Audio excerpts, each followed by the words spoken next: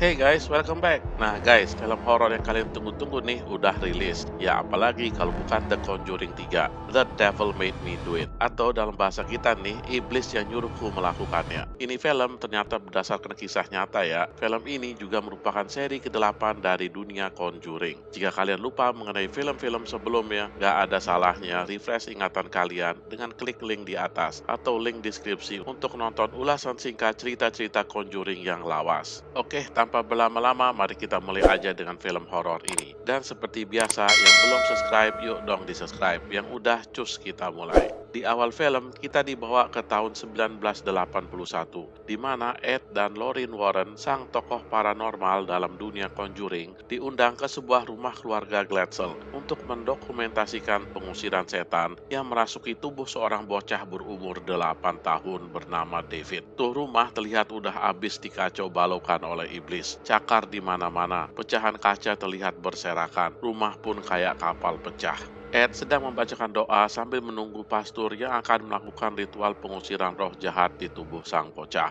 David terlihat lelah dan diantarkan ke kamarnya untuk istirahat oleh Arnie. Arnie ini pacarnya Debbie, kakaknya David ya. Di kamar, Arnie membesarkan hati David dengan bilang doi ini tangguh bener, bisa melawan roh jahat. Selagi ngobrol, suara mobil pastor pun terdengar di luar rumah. Beberapa saat kemudian, si David dikunjungi lagi oleh sang roh iblis.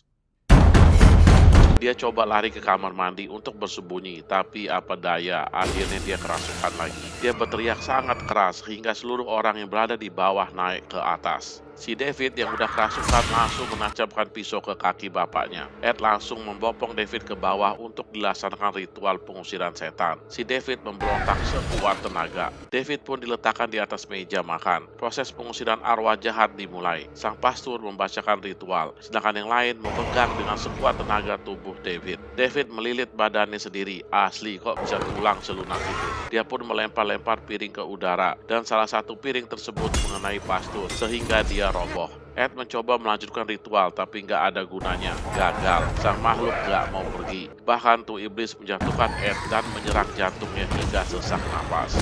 Akhirnya Annie mengajak ngobrol tuh iblis di dalam tubuh David. Dia mengatakan dia aja yang dirasuki, jangan anak kecil. Dia sempat bilang kok setan beraninya sama bocah. Kalau emang berani, rasuki aja saya. Karena perkataan ini, akhirnya tuh makhluk sesat memasuki tubuh Arnie. Dan suasana kembali tenang, seolah tuh iblis telah pergi. Kejadian perpindahan ini hanya disaksikan oleh Ed. Adegan selanjutnya, kita dibawa ke rumah sakit, di mana Ed ternyata terkena serangan jantung akut akibat serangan iblis tadi. Lorraine dengan setianya menemani Ed. Pastor masuk ke ruangan dan menyuruh Lorraine pulang istirahat, tapi Lorraine gak mau. Dia bilang di mana ada Ed, di situ ada dia. Setelah peristiwa tersebut, kehidupan mereka kembali seperti sedia kala. David telah sembuh dan bermain-main. Arnie mengajak Debbie untuk pindah entah kemana. Tapi Debbie belum setuju karena dia ada kerjaan, yaitu menjaga anjing-anjing orang yang dititipkan. Tapi kedamaian ini tak berlangsung lama guys. Kejadian-kejadian aneh pun dialami Arnie. Seperti melihat benda jatuh sendiri, hingga mendadak melihat orang di depannya dan mencekiknya. Di adegan selanjutnya, Arnie sedang menebang pohon nih. Tetapi gergaji listriknya ngadap dan dia ngerasa kayak ada orang ngamatin dia dari jendela. Pas dia nengok tuh orang hilang. Gergaji Ani tiba-tiba nyala kencang dan hampir melukai rekannya di bawah.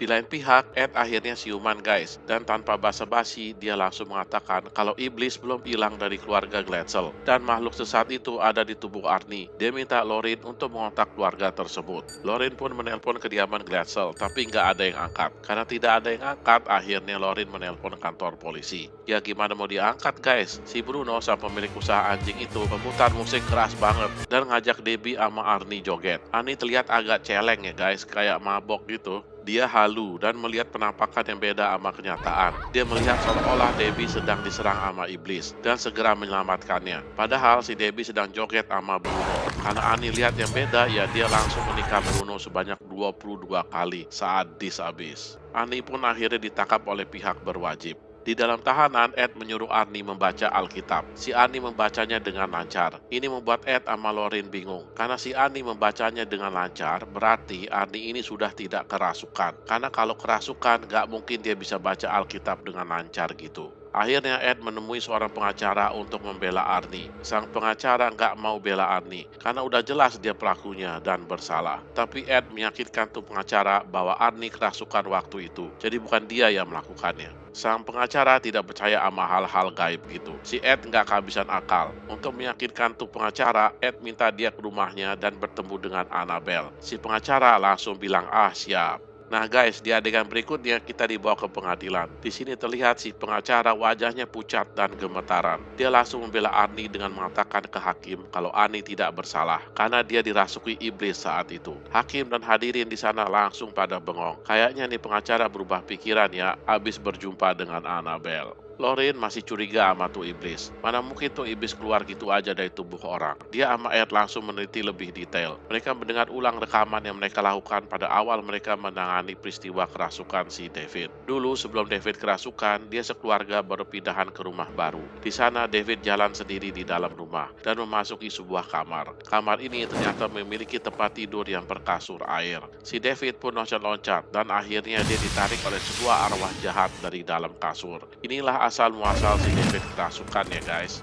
Ed dan Lauren terus menelusuri tuh rumah mencari jawaban dari peristiwa ini. Di bawah tanah tuh rumah, Lauren menemukan sebuah tengkorak yang dikelilingi tikus. Dari penemuan ini, Lauren dan Ed berkesimpulan kalau David ini kena kutukan dan kutukannya pindah dari David ke Arnie. Kutukan ini akan hilang jika ada nyawa yang melayang. Itulah sebabnya Arnie sekarang sudah tidak dirasuki oleh iblis tersebut. Pertanyaannya sekarang adalah kira-kira siapa yang naruh tuh kutukan? Sang pastor menyuruh Ed dan Lauren pergi menemui Pastor Kastner. Mungkin dia tahu masalah ini. Ed dan Lauren pun tiba di kediaman mantan Pastor Kastner. Dia menunjukkan foto kutukan tersebut. Kastner langsung bilang lupakan pernah lihat ini, karena ini kutukan sangat kejam. Tapi Ed dan Lauren tetap ngotot ingin tahu siapa dalang yang naruh benda kutukan tersebut ke rumah Glatzer. Kastner pun membawa mereka ke ruang bawah tanahnya. Ruangan ini adalah ruangan di mana Kastner menaruh seluruh penemuannya mengenai benda-benda terkutuk. Mirip-mirip sama ruangan Ed dan Lauren ya, di mana tempat mereka menaruh boneka Annabelle. Ed masih terus mempelajari mengenai benda kutukan itu. Dia pun mendapat kabar kalau seorang detektif mencarinya, karena tuh detektif juga menemui benda kutukan yang sama dalam kasusnya. Ed dan Lauren pun ke sana. Di sana mereka membantu si detektif dalam menemukan kasus yang belum bisa mereka pecahkan, yaitu mengenai menghilangi dua gadis, di mana yang satu telah ditemukan dan tertusuk sebanyak 22 kali. Tinggal nyari yang satunya lagi. Mereka pun menuju lokasi tempat ditemukannya mayat gadis yang tertikam tersebut. Si Lauren ini kan semacam cenayang gitu guys. Jadi dia bisa merasakan kejadian yang dialami dua gadis tersebut dan bisa menemukan di mana mayat yang satunya lagi berada, yaitu di bawah kali. Lauren pun sempat hampir terjatuh ke dalam kali karena ditarik makhluk sesat itu. Tapi untung ditolong sama Ed. Nah ternyata guys, si iblis ini belum hilang dari Arnie. Arnie diganggu pas dia lagi ngepel lantai penjara,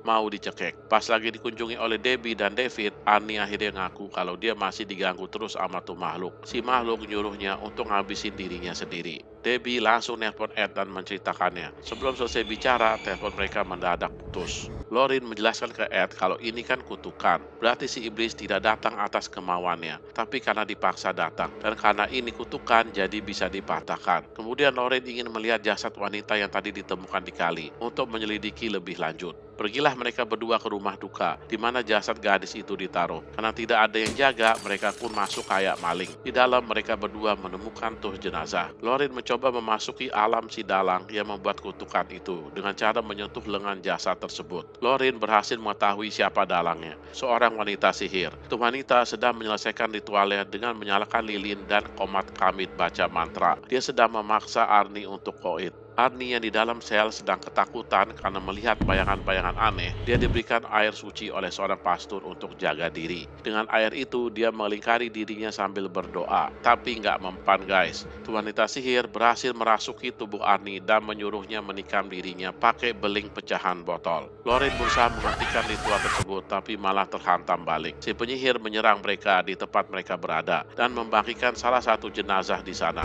Untuk Ed berhasil memutuskan hubungan Lauren dengan penyihir. Tapi Lauren bilang ke Ed kalau si penyihir udah tahu siapa